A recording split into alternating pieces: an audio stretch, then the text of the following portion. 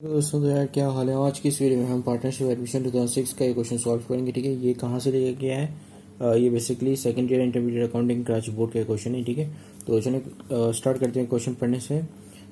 एमन एंड हमना और partners with the capital of rupees 1,20,000 and 80,000, यानी कि एमन का कैपिटल जो है वो 1,20,000 है और हमना का कैपिटल 80,000 है। ठीक है, respectively they share profit and loss in the ratio of their Capitals, यानी कि ये लोग प्रॉफिट, इनको जब भी प्रॉफिट होता है तो ये लोग अपने कैपिटल के रेशियो के हिसाब से शेयर करते हैं। ठीक है, यानी कि इनकी कैपिटल से इनका रेशियो हम फाइंड आउट करेंगे और उन रेशियो के हिसाब से ये लोग प्रॉफिट या लॉस को शेयर करेंगे। ठीक है, they decided to admit Saad as a new partner, और साद को उन लोगों ने डिसाइड किया कि भाई साद को जो हम एज अ न्यू पार्टनर अपनी फॉर्म में एडमिट कर रहे हैं। ठीक है, नाउ रिक्वायरमेंट पढ़ते हैं। Record the admission of Saad under the each of the following assumption separately. ठीक है, ये कुछ हमारे पास 3 अजम्पशंस गिवन हुई हैं।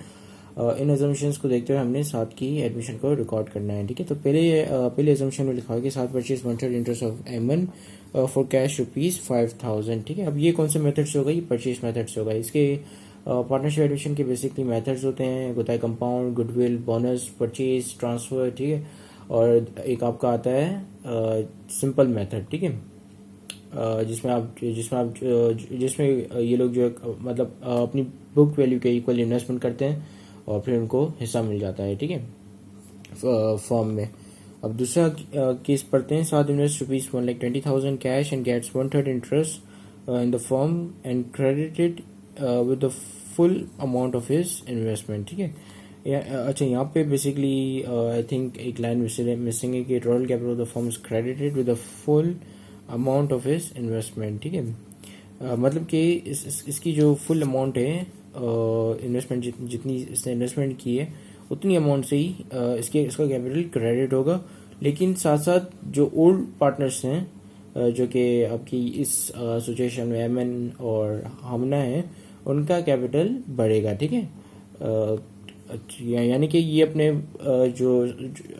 इसने बेसिकली अपने ये जो मोर देन वाला केस है। ठीक है, अब गुडविल में भी और बोनस मेथड में भी केस होते हैं, more than to its book value, equal than to its book value और या less than to its book value. ठीक है, अगर वो अपनी बुक वैल्यू से ज़्यादा पैसे इन्वेस्ट करेगा तो ऑब्वियसली जो मतलब जो वो ज़्यादा एक्सेस में लेकर आते हैं पैसे, वो जाएंगे ओल्ड पार्टनर्स के पास। ठीक है, और यहाँ पे जो है इस सिचुएशन में गुडविल जाएगी, क्योंकि जब भी लिखा होगा credit with the full amount of his investment, तो समझ जाओ कि ये गुडविल वाला मेथड है, क्योंकि इसमें लिखा है कि जितनी इसने इन्वेस्टमेंट की है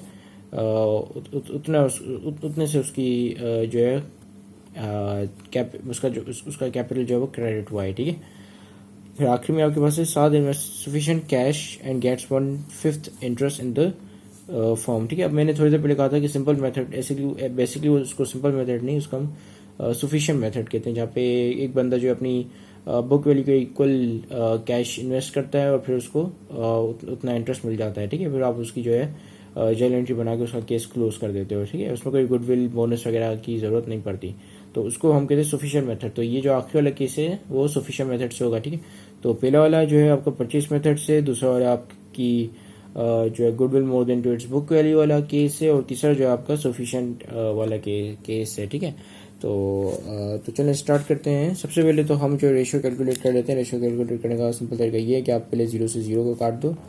ठीक है, फिर एक ही टेबल से आपने दोनों नंबर को काटने, तो ये 2 से आराम से कट रहे हैं। 2 4 ज़ा 8, 2 6 ज़ा 12। ठीक है, 2 ज़ा 4, 2 3 ज़ा 6। ठीक है, तो ये कितना रेशियो आ गया? 3:2। ठीक है, यानी कि टोटल बिजनेस या में जो भी प्रॉफिट वगैरह होता है उसके टोटल 5 हिस्से होते हैं, और 5 में से 3 हिस्से जाते हैं एमन को और 5 में से 2 हिस्से जाते हैं आपके हमना को। ठीक है, तो मतलब इनका जो रेशियो है प्रॉफिट या लॉस को डिवाइड करने का वो ये है। ठीक है, इसी तरीके से अगर इनको लॉस होता है तो एमन जो है ज़्यादा कंपनसेट करेगा एज़ कम्पेयर टू दी हमने, क्योंकि एमन का जो शेयर है वो ज़्यादा है इस बिज़नेस में। ठीक है, इसको इस तरीके से बिल्कुल समझे कि बिज़नेस में जो भी चीज़ आती है उसकी 5 टुकड़े करते हैं। 5 में से 3 टुकड़े के जो हकदार होते हैं वो एमन है, और 5 में से जो 2 टुकड़े हैं उसके हकदार जो है हमना है। ठीक है, तो ये हमने जो इनके रेशियोस निकाल लिए। अब हम आगे बढ़ते हैं और सबसे पहले हम परचेज मेथड से, मतलब पहला केस जो है उसको सॉल्व करते हैं। ठीक है, तो चलें केस 1 जो एक दफ़ा फिर से पढ़ लेते हैं। सात परचेज 1/3 इंटरेस्ट ऑफ एमन। ठीक है, सात ने जो है एमन की कैपिटल का 1/3 हिस्सा खरीद लिया, ठीक है, और उसको एमन को जो है 5000 रुपीज़ दिए, ठीक है। अब ये जो है ये इन्फॉर्मेशन आपके लिए मैटर नहीं करती, ठीक है, क्योंकि ये जो इन्फॉर्मेशन इरेलीवेंट है। इरेलीवेंट क्यों है? क्योंकि इसका जो सोली जो कनेक्शन है वो एमन के साथ है, ठीक है, फर्म के साथ इसका कोई कनेक्शन नहीं है, ठीक है। हम जो यहाँ पे अकाउंटेंट बैठे हुए हैं वो हम फर्म के अकाउंटेंट बैठे हुए हैं, यानी कि जो इनका पार्टनरशिप फर्म है हम उनके अकाउंटेंट हैं, उस मतलब उस फर्म की अकाउंटेंसी कर रहे हैं। और ये जो है एमन को मिले, कोई फर्म के पास पैसे नहीं आए, ना फर्म के पैसों में से गए, ठीक है, बल्कि एमन के खुद के कैपिटल के पैसों में से गए, और उसका जो कैपिटल का कुछ हिस्सा है वो शिफ्ट हो गया आपके नए पार्टनर के कैपिटल में, ठीक है, या उससे ही जो आपके नए कैपिटल का नए पार्टनर का कैपिटल फॉर्म हो गया, ठीक है। तो इस चीज़ को हम इग्नोर कर देंगे फॉर द कैश ऑफ ₹5000, ठीक है। हमारे लिए इंपॉर्टेंट जो इन्फॉर्मेशन है वो यहाँ से लेके यहाँ तक की है, ठीक है। साथ परचेज 1/3 इंटरेस्ट ऑफ एमन, ठीक है, साथ ने जो है वो एमन का 1/3 हिस्सा खरीदा, ठीक है। तो एमन का हिस्सा कितना था? 1,20,000। तो 1,20,000 का 1/3 करेंगे तो देखते हैं कितना आता है, ठीक है। सो 1,20,000 मल्टीप्लाई बाय 1/3, ठीक है, तो ये कितना आएगा? 40,000, यानी कि जो साथ का कैपिटल है वो 40,000 का होगा और एमन का कैपिटल 40,000 से कम हो जाएगा, ठीक है। यानी कि साथ ने 5,000 रुपीज़ देकर एमन का 40,000 रुपीज़ का हिस्सा खरीद लिया उसके पार्टनरशिप बिजनेस का, ठीक है। तो अब हम क्या करेंगे कि क्योंकि हमारे लिए एज अ फर्म के अकाउंटेंट हमारे लिए मैटर ये करता है कि कितना कैपिटल किस पार्टनर का कम हुआ और किस पार्टनर का कितना कैपिटल बढ़ा, ठीक है। तो हम जो है सिंपल एक इंट्री के बनाएंगे। अच्छा, इसका फॉर्मेट क्या होगा? जो सिंपल आप जॉइंट जर्नल का फॉर्मेट होता है वही बनाओगे, date, title of accounts, debit and credit, ठीक है। तो यहाँ पे हम क्या करेंगे कि साथ की कैपिटल जो है बढ़ जाएगा, ठीक है। तो कैपिटल जब भी बढ़ते तो आप उसको क्या करते हो? क्रेडिट करते हो, ठीक है। तो साथ कैपिटल यहाँ पे हम क्रेडिट कर देंगे, ठीक है। अब साथ की कैपिटल आ गया बिजनेस में तो उसका मतलब कि साथ ऑटोमेटिकली बिजनेस के अंदर आ गया है, ठीक है, मतलब कि वो पार्टनर बन चुका है, उसका कैपिटल है बिजनेस में, इन्वेस्टमेंट है, ठीक है।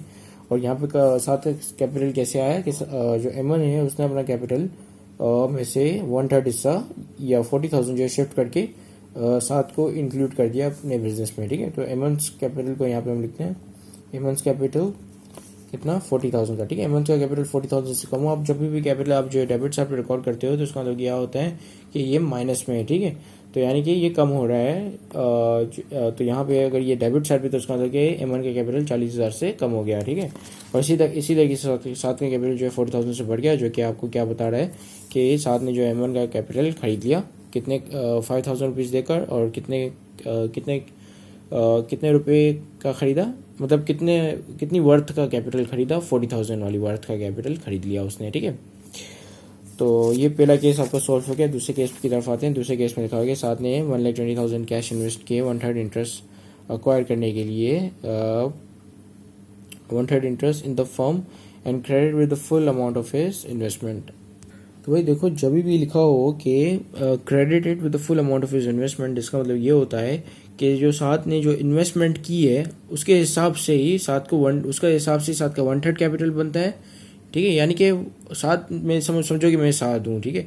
अब मैंने जो है जबकि मैं हूँ नहीं, लेकिन for the sake of simplicity इस तरीके से आप अज्यूम कर लें, ठीक है। अब मैं कह रहा हूँ कि मैं एक बिजनेस के अंदर जो है 1,20,000 इन्वेस्ट करूंगा, और 1,20,000 इन्वेस्ट करने के बाद मुझे 1/3 कैपिटल ही चाहिए, चाहे भले फर्म का कैपिटल मतलब पूरे फर्म का कैपिटल कितना भी हो, मुझे 1/3 हिस्सा चाहिए उस बिजनेस के अंदर, और मैं 1,20,000 इन्वेस्ट करूंगा, ठीक है। अब इस हिसाब से देखेंगे कि जब ये 1,20,000 इन्वेस्ट करेगा और 1,20,000 इन्वेस्ट करने के बाद इसका 1/3 हिस्सा बनना चाहिए, तो पूरे फर्म का कैपिटल कितना होना चाहिए, ठीक है। तो अब हम क्या करेंगे कि हम कोई ऐसी अमाउंट लेकर आएंगे जिसका 1/3 हिस्सा जो है 1,20,000 बनता हो, ठीक है। तो यानी कि total capital of the firm की कोई ऐसी अमाउंट हो जिसका मैं अगर 1/3 हिस्सा निकालूं तो ये 1,20,000 बने, ठीक है। तो अच्छा, इसको सिंपल सिटी के लिए सबसे पहले इसको हम उतार लेते हैं एक पेपर में। तो देखो, साथ की जो इन्वेस्टमेंट है वो 1,20,000 है और 1/3 इंटरेस्ट है, ठीक है। यानी कि फर्म का जो है टोटल कैपिटल इस वक्त कितना है, अगर हम इन दोनों को मिला के देखें तो इस वक्त 2 लाख का है, ठीक है। तो यानी कि मेरे पास मुझे कोई ऐसी अमाउंट चाहिए, यानी कि पूरे फर्म का कैपिटल कोई ऐसी अमाउंट हो जिसका मैं अगर 1/3 निकालूं तो ये 1,20,000 है, ठीक है। तो सिंपल मैं क्या करूंगा कि फर्म का कैपिटल निकालने के लिए फर्म्स कैपिटल यहाँ पर मैं लिख लेता हूँ पहले 1,20,000 को मल्टीप्लाई करूंगा 3/1 से, ठीक है। अब मैं इसको मल्टीप्लाई कर रहा हूँ 3/1 से, क्यों? क्योंकि ये मुझे कोई ऐसी अमाउंट दे देगा जिसका मैं अगर 1/3 निकालूंगा, यानी कि इसको रेसिप्रोकल 3/1 को इसको फिर से जो है 1/3 कर दूंगा, तो ये मुझे 1,20,000 आंसर दे देगा, ठीक है। अब मैं आपको ये करके बताता हूँ, ठीक है। तो इसको हम क्या कहते हैं कि total capital of the firm को फाइंड आउट करना नए पार्टनर की इन्वेस्टमेंट से, ठीक है। क्योंकि नए पार्टनर की इन्वेस्टमेंट जो है 1,20,000 से ही क्रेडिट होनी है, तो जिसकी वजह से हम इसको आगे पीछे नहीं कर सकते। और ये जो है 1/3 हिस्सा हो पूरे फर्म का, तो ओबियसली जो बाकी जो कैपिटल बढ़ जाएगा इसके आने के बाद, वो दूसरे पार्टनर्स की और पार्टनर्स की गुडविल होगी, ठीक है। तो क्योंकि और ये जो मेथड होता है हम आपका हमेशा गुडविल वाला, और अगर यहाँ पे लिखा हो कि जो है क्रेडिट होगी पूरी फुल अमाउंट नए पार्टनर की, तो आप समझ जाओ कि ये goodwill more then towards book value वाला केस है, ठीक है। तो यहाँ पे आप देख पा रहे हैं जैसे कैलकुलेटर में 1,20,000 को जब मैं मल्टीप्लाई करता हूँ 3/1 से, तो ये मेरे पास कोई ऐसी अमाउंट आ जाएगी जैसे 3,60,000 है, ठीक है। तो ये 3,60,000 आ गए, और अब अगर मैं 3,60,000 का 1/3 हिस्सा निकालूंगा तो ये 1,20,000 आ जाएंगे, ठीक है। तो उसको मल्टीप्लाई कर देता हूँ 1/3 से, तो कितना आ गया 1,20,000, ठीक है। तो अब क्या है कि 3,60,000 पूरे फर्म की कैपिटल होनी चाहिए अगर साथ को 1/3 इंटरेस्ट देना है, और साथ में जो है 1,20,000 इन्वेस्टमेंट करनी है, ठीक है। तो इस तरीके से जो ये सॉल्व होता है, ठीक है। अच्छा, तो अब आगे क्या होगा कि हमने कंप्यूट करनी होगी अब गुडविल के, नए पार्टनर्स ओल्ड पार्टनर्स जो है उनको गुडविल कितनी मिली, ठीक है। तो देखो 1/3 हिस्सा इस पूरे कैपिटल में से 1/3 हिस्सा तो हमारे नए पार्टनर का है, ठीक है। तो बाकियों का कितना होगा? ऑब्वियसली 2/3, ठीक है। क्योंकि अगर 3 हिस्से हैं बिजनेस के अंदर, 3 में से एक हिस्सा नए पार्टनर का, तो बाकी जो ओल्ड पार्टनर है उसका हिस्सा कितना होगा? 2 हिस्से होंगे, ठीक है। तो यहाँ पे हम लिखेंगे कि ओल्ड पार्टनर्स कैपिटल, ठीक है। मैं ये पोस्ट करके लिख लेता हूँ। So old partners capital in new firm, जब मैं 3,60,000 का मल्टीप्लाई करूंगा 2/3 से, तो ये मुझे बता देगा कि ओल्ड पार्टनर्स का कैपिटल नए फर्म के बनने के बाद ओल्ड पार्टनर्स का कैपिटल कितना है, ठीक है। तो ये कितना हो जाएगा? जब मैं 3,60,000 को मल्टीप्लाई कर देते हैं हम 2/3 से, ठीक है। तो कितना आ गया? 2,40,000। सो 2,40,000 जो है आपके ओल्ड पार्टनर्स का कैपिटल हो जाएगा नए फर्म में, ठीक है। अब हम देखते हैं कि ओल्ड पार्टनर्स का कैपिटल नए फर्म बनने से पहले कितना था, ठीक है। तो यहाँ पे हम लिखेंगे ओल्ड पार्टनर्स कैपिटल। अच्छा, ये फिर से मैं पोस्ट करके लिखता हूँ। Old partners capital in old firm, ठीक है। M1 का 1,20,000 कैपिटल था पहले, और उसका जो है हमना का 80,000 था, तो दोनों को प्लस कर दो तो ये कितने बनते हैं? 2 लाख रुपीज़, ठीक है। तो जब हम 2 लाख रुपीज़ ओल्ड फर्म का कैपिटल जो है वो इनके नए फर्म के कैपिटल से डिडक्ट कर देंगे, ठीक है। तो आपके पास कितने आ जाएगी, मतलब क्या अमाउंट आ जाएगी? 40,000, ठीक है। So what is this 40,000? This is the goodwill to old partners, ठीक है। ओल्ड पार्टनर्स को जो ये गुडविल गई वो है, ठीक है। क्योंकि ओल्ड पार्टनर्स का फर्म नई फर्म यानी या साथ के इंक्लूड होने से पहले कितना था? 2 लाख रुपए। साथ के इंक्लूड होने के बाद कितना हो गया? 2,40,000, यानी कि कितने से बढ़ गया? 40,000 से बढ़ गया, ठीक है। और साथ का कैपिटल उतना का उतना ही रहा जितनी उसने इन्वेस्टमेंट की, ठीक है। तो इस उसमें क्या रिकॉर्ड करेंगे हम कि साथ ने उसको कैश तो नहीं दिया जो कैश बढ़े, ठीक है। तो अदरवाइज ये बोनस मेथड हो जाता, ठीक है। तो यहाँ पे जो इनका जो कैपिटल बढ़ गया वो हम ये अज्यूम करेंगे कि इनकी गुडविल की वजह से बढ़ा है, ठीक है। तो इनकी गुडविल क्या आ गई? 40 लाख रुपीज़ की, ठीक है। तो अब हम इनकी जर्नल एंट्रीज बना देंगे। जर्नल एंट्रीज में सबसे पहले आप जो है सात की जो एडमिशन है उसको रिकॉर्ड करोगे, ठीक है। तो यहाँ पे हम लिखेंगे कैश। अच्छा, मैं पूरा फॉर्मेट नहीं बना रहा हूँ, ठीक है। तो कैश साथ ने इन्वेस्ट किया 1,20,000, तो साथ का कैपिटल कितने का बना? साथ कैपिटल 1,20,000 का, ठीक है। और जो गुडविल है वो अब डिस्ट्रीब्यूट होगी उनके रेशियो के हिसाब से, ठीक है। गुडविल कितने की है? 40,000 की है, ठीक है। M1 को कितने की मिलेगी? M1 का हिस्सा जो है 3 है, ठीक है। यानी कि हमने इनके हिस्से देखे थे तो क्या था कि हर प्रॉफिट या लॉस के 5 हिस्से होते हैं, 5 में से 3 हिस्से M1 को जाते हैं और 5 में से 2 हिस्से जो है वो आपके हमना को जाते हैं, ठीक है। तो यहाँ पे हम हमना का भी लिख लेते हैं नाम, हमनास कैपिटल और M1 कैपिटल, ठीक है। अब M1 को कितने जाएंगी? चलिए यहाँ पहले हम ये कैलकुलेट कर लेते हैं। और ये 4 लाख नहीं है, 40,000 है, ठीक है। सो लेट्स कैलकुलेट देयर के एन का कैपिटल कितने से बढ़ेगा, ठीक है। तो 40,000 को पहले हम कर देंगे, मल्टीप्लाई कर देंगे 3:5 से, ठीक है। तो ये आपके पास आ जाएगा 24,000। सो 24,000 जो है वो M1 को जाएंगी 40,000 में से, क्योंकि उनका हिस्सा जो है ज़्यादा है, ठीक है। और बाकी जो बचा कुछ है वो जाएगा आपके हमना को, ठीक है, या हाँ आपके हमना को। तो कितने कितने जाएंगे 16,000, ठीक है। तो ये आ गए यहाँ पे 16,000। तो इसी के साथ ही ये दूसरा केस भी आपका सॉल्व होता है। चलिए अब हम मूव ऑन करते हैं आपके तीसरे केस पे। तो आखिरी जो केस है वो है सफिशिएंट मेथड, ठीक है। तो ये पढ़ लेते हैं पहले, ठीक है। साथ invest sufficient cash and gets 1/5 interest in the form, ठीक है। साथ ने इतना पैसा इन्वेस्ट किया कि उसको जो 1/5 इंटरेस्ट मिल गया, ठीक है। तो यानी कि 7 का हिस्सा कितना होना है, 1/5, ठीक है। तो बाकियों का कितना होगा 4/5, ठीक है। यानी कि पूरे पैसे 5 है बिजनेस में से, 5 में से 4 से जो है ओल्ड पार्टनर्स के हैं, और बाकी जो एक पैसा बच गया है वो हमारे न्यू पार्टनर 7 का है, ठीक है। तो सबसे पहले हम ओल्ड पार्टनर्स को एडअप कर देंगे। तो ओल्ड पार्टनर्स हमारे पास है कि M1 और दूसरा आपके पास हमना, ठीक है। तो हमना का जो है M1 का जो है वो 1,20,000 है, हमना का 80,000। तो ये आपके पास बच गए, बन गए टोटल 2 लाख रुपए, ठीक है। अब हम इसे रेसिप्रोकल कर देंगे, 4th और 5th को रेसिप्रोकल करके इससे मल्टीप्लाई कर देंगे, ठीक है। तो ये मल्टीप्लाई हो जाएगा 5th और 4th से, ठीक है। अब 5th और 4th से क्यों मल्टीप्लाई हुआ, क्योंकि देखो 2 लाख रुपए जो है वो, और ये जो है 4 हिस्से हैं, 2 लाख रुपए जो है वो 4 हिस्से हैं, ठीक है। पूरे 5 हिस्से नहीं है। तो जिसके हिस्से में इसमें से जो है इसको जो है 5 हिस्सों से मल्टीप्लाई कर दूंगा, यानी कि 5 हिस्सों से मल्टीप्लाई कर दूंगा, ठीक है।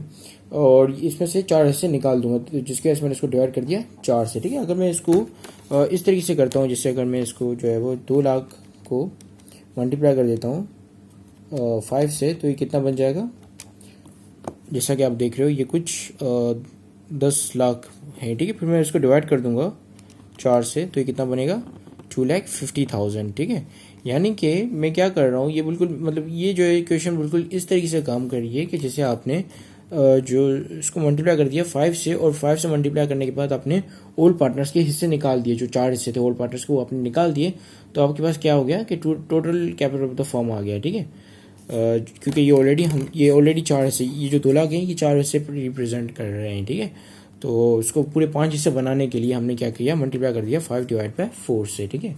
तो ये कितने आ गए आपके पास 2,50,000। सो 2,50,000 जो है वो पूरे फर्म का कैपिटल होना चाहिए, ठीक है। तो हम इसमें लिखते हैं कैपिटल